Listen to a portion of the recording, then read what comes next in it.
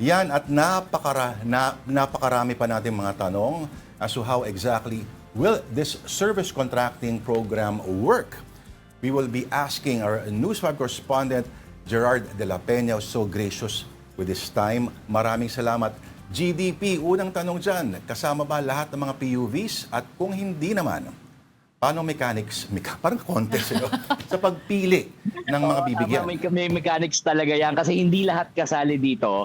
Bale, ang kasali lang dito, mga bus, mga modern PUV, mga traditional jeepney, tsaka mga UV Express. Tapos hindi rin lahat ng ruta kasali dito. So select routes lang, like yung mga tinatawag nilang feeder routes, which is yung mga dumadaan dyan sa may linya ng tren, dadaan sa mga major terminals at saka dyan sa busway. So select lang ito, around 800 routes nationwide yung makakasali dito sa service contracting program na ito. Tapos isa pang important na malaman natin dito, per kilometer ang bayad dito sa mga sasali dito.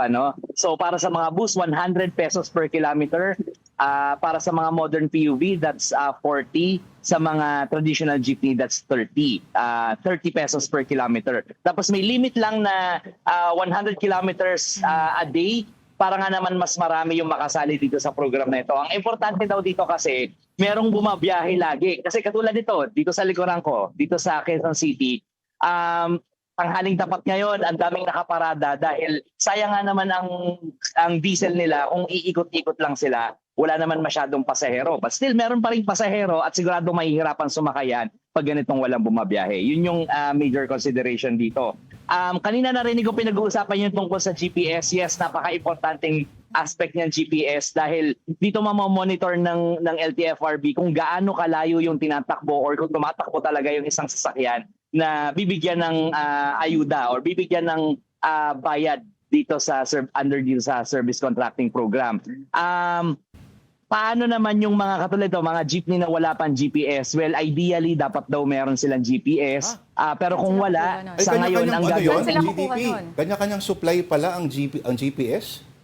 Yes, kanya-kanya. Ang worry ko dyan, Lord Denise, may bayad siya. Para siyang subscription, 500 a month. Yun which lang. Is, syempre kakain yan sa kikitain ng mga driver natin. Yung mga driver natin as we speak right now, 200 to 300 pesos na nga lang na iuuwi. So kung assuming na yun nga, makasali sila dito sa programang ito, makakapag-uwi daw sila ng 1,000 pesos a day, syempre may gastos pa rin para sa GPS. Yun nga. So kung walang GPS, may manual monitoring. So parang kinontrata na ng DOTR yung mga taga-LTFRB, LTO, I don't know how kasi wala naman sila masyadong manpower.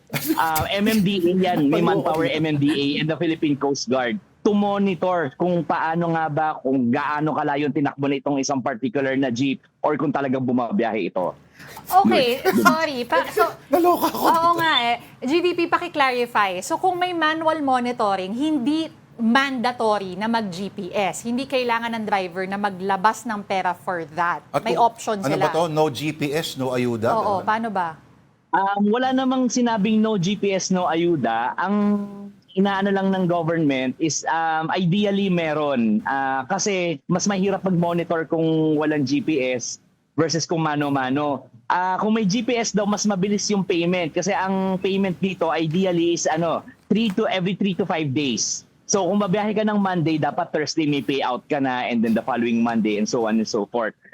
Kung wala kang GPS, medyo matatagalan yung pagkuha ng bayad.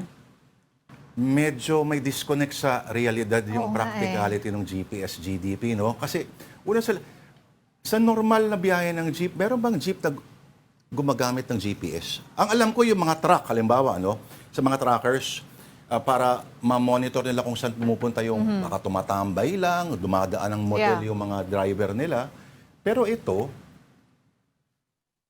ang mga traditional jeep natin, hindi sila required magkaroon ng GPS before. Ang alam ko na meron ngayon, pero hindi rin lahat, mga bus, lalo na sa EDSA busway. Ang alam ko, some of them meron GPS. At once upon a time din, Lord, naalala ko, ang mga ni-require lang talaga na magkaroon ng GPS, yung mga traditional taxi natin. Oo. So, itong mga ganitong jeep, wala silang GPS. Oo. Pero, okay, at the risk of sounding makulit, hindi prerequisite ang pagkakaroon ng GPS para bigyan ng service contract. Yes, oo. Hindi siya prerequisite, Okay. pero yun nga, matatagalan ng payout kung wala kang Oh, GPS. ewan ko kung may nakausap ka GDP, pero yung total calculation ba ng naka-allot, halimbawa, no, sa isang operator or driver, ay sasapat na para ma-cover yung boundary ng driver sa isang araw? O naman, kahapon may nakausap akong drivers. Ang sabi nila, pabor sila dito kung magkakaroon man, kung matutuloy talaga ito at kung makakasali sila dito sa program na to. Kasi kung meron kang dagdag na 1,000 pesos na kita for a day, kumbaga sa hindi mo na paproblemahin yung boundary mo, covered na rin ito yung itinaas ng presyo ng diesel. So this is something good for some of the drivers. I have yet to hear someone na magsasabi na parang hindi sila hindi sila pabor dito. Although yun nga, magiging problema, ako napagkikinita ko na ngayon, magiging problema yung issue ng payout at saka ng Oo. GPS. Oo. Kasi yan din yung naging problema noong pandemic na until now, ang dami pang hindi bayad. Kasi yung simpleng ayuda nga lang na supposedly simpleng Pangalan lang yung simpleng transaction Oo. lang dapat yun. Ito pa ngayon parang anong kasiguraduhan mo na dumaan ka sa gantong rota at hindi ka nag-shortcut lamang. Exactly. At pero I am sure there are more creative and practical ways to approach the problem. Pero GDP, maganda sana yung idea kasi nito. Marami kang all bases covered. Binigyan mo na ng ayuda yung public, yung commuting public, nilibre mo na at least kahit papano. At nasagot mo pa at the same time yung problema ng isang sektor sa transportasyon. Pero yun nga GDP, mabuti na lang may isang syudad na nagpakita ng halimbawa. Pero gaano katagal tatakbo ang programa at magkano ang total budget na inalat para dito? Good question, Lourdes. Ang budget para dito sa programang ito ay 1 billion pesos. Pero may breakdown yan. 800 million ay mapupunta para dito sa land transport. Yung 200 million mapupunta sa maritime sector. Kasi meron daw mga certain islands, certain provinces na ang only mode of transportation na meron sila ay bangka. barko o bangka. Oo. So kailangan yun sa ganun. Ngayon, itong 800 million, gaano ba katagal ang itatagal nito? 2 to 3 weeks. That's why hihirit daw ng additional na 5 billion budget ang DOTR to extend this program up to July of this year.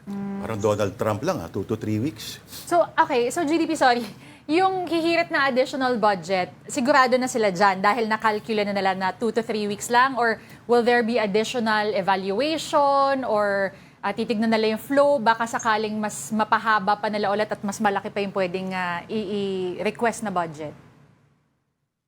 Sa ngayon, Denise, parang firm na sila doon sa 5 billion na hihingi nila. Ang impression ko dyan kanina, based sa sinabi ni Secretary Giovanni Lopez, yung kung saang particular na pondo na lang kukunin itong 5 billion na ito. So more or less, it's really 5 billion para ma-stretch siya up to July, sorry. Ni-imagine ko lang paano pipiliin nila. Tinatawag kong bida routes, no? So sa bida routes na yan, ano ba yan? Yung TODA ba i-approach mo? O lahat ba na nagkataon lang na dumadaan doon? Sa TODA ba, pag listahan, sa TODA ba ang aasahan natin pag bumula ng listahan? O local government? O LTFRB? O LTO? Paano kaya? Bukas maglalabas daw sila ng list ng mga routes na na kasali dito. Yun nga, feeder routes yung tinatawag nila dito. Bukas ilalabas nila yung list and then bukas I think today malalaman kung paano yung application dito. Dahil yun nga, by route siya, may kailangan din na forms na isubmit sa LTFRB. Mamaya ipopost daw ng LTFRB sa page nito yung mga forms and bukas yung mga particular routes.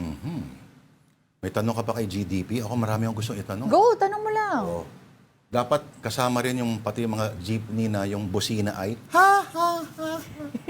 Ang fuel subsidy, okay. Sa isang banda naman, ang idea kasi ng fuel subsidy, iba pala yung sa mangyayari Ang sinasubsidize mo ngayon, ang gasolinahan. Ideally ang fuel subsidy ay yung taong bayan para hindi mahal ang bayaran nila para mabawasan, portion nun, sasagutin ng gobyerno. Pero sa pagkakataong to, GDP, paanong sistema?